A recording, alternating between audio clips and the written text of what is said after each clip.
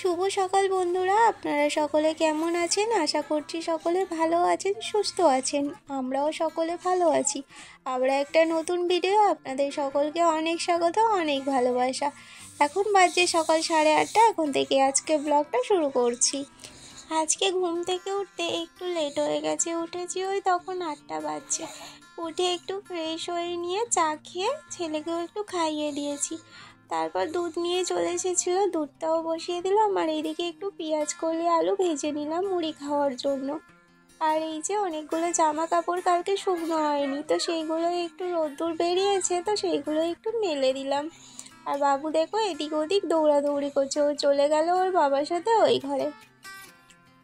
তো টিফিনটাও করে নিয়েছি, তারপরে একটু চা বানিয়ে নিলাম। যেহেতু টিফিনের পরও আমাদের বাড়ির সবাই একবার করে চা খায়, মানে 10টা নাগাদ টিফিন করার পর সবাই একটু চা খায়।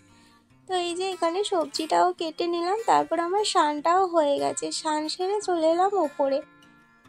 ওঠার আর টাইম পাইনি, একদম স্নান করেই চলে এলাম। জানালাটা খুলে দিলাম আর বিছানাটাও গুছিয়ে নিচ্ছি।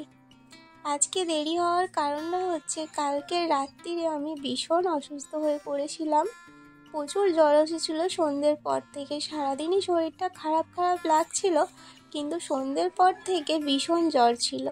জ্বরের কারণে অনেক রাত পর্যন্ত আমি ঘুমাতে পারিনি। ওষুধ খাওয়ার অনেকক্ষণ পর আমার জ্বরটা কেটেছে, তারপরে আমি ঘুমিয়েছিলাম।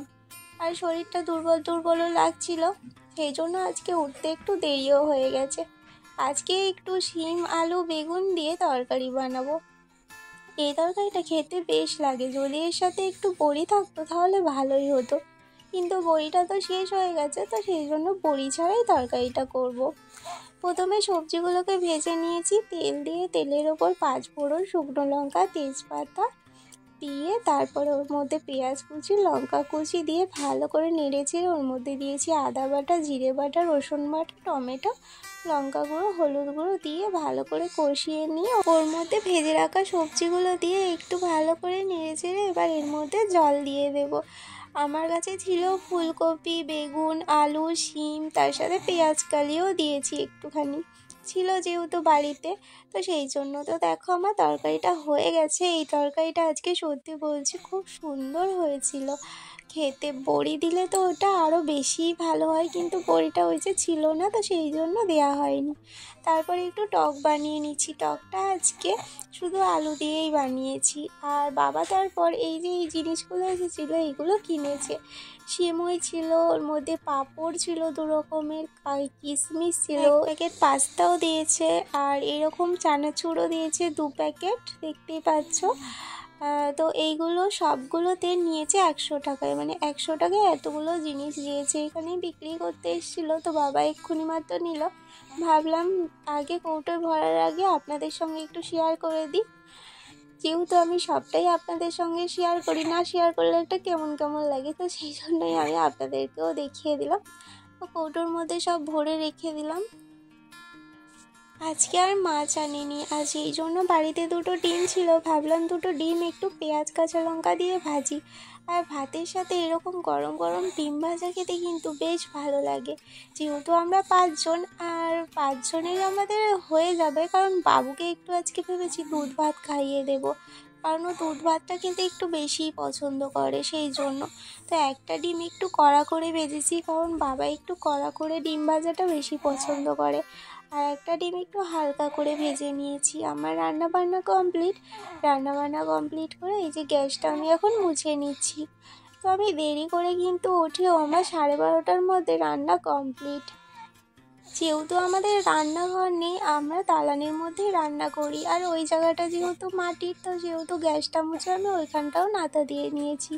আর গ্যাসটা প্রথমে আমি একটু ভিজিয়ে মুছে নিই, তারপরে একটা শুকনো কানি দিয়ে মুছে নিয়ে, এতে বেশ ভালোই থাকে। তো তারপরে এখানে বাসনগুলো মেজে নিলাম। আর এখন অনেকটা সময় পেরিয়ে গেছে, এখন প্রায় সন্ধ্যা। বিকালবেলা কাস্টমার এসেছিলো, কাজ করছিলাম। যেহেতু আমার পার্লার আছে, সেহেতু আমাকে ওই দিকটাও একটু কাজ করতে হয়। আর দুপুরের পরে একটু কাস্টমারটা সব আসে, যেহেতু গ্রামের দিকে সবাই কাজ সেরে দিলে হয়তো আর শয় না, না শুয়ে চলে আসে পার্লারে। তো ওই সময়টা আমার প্রায় দিনই কাজ থাকে। তো আমি কাজ সেরে তারপরে ওপরে চলে এসেছি। দুপুরে তো বললাম আমি শুয়েছিলাম, তারপরে এসেছে কাস্টমার, তো চলে গিয়েছিলাম নিচে। এখন ভালো করে বিছানাটা ঝেড়ে গুছিয়ে নিলাম, আর তারপরে একটু চুলটা আঁচড়ে নিচ্ছি।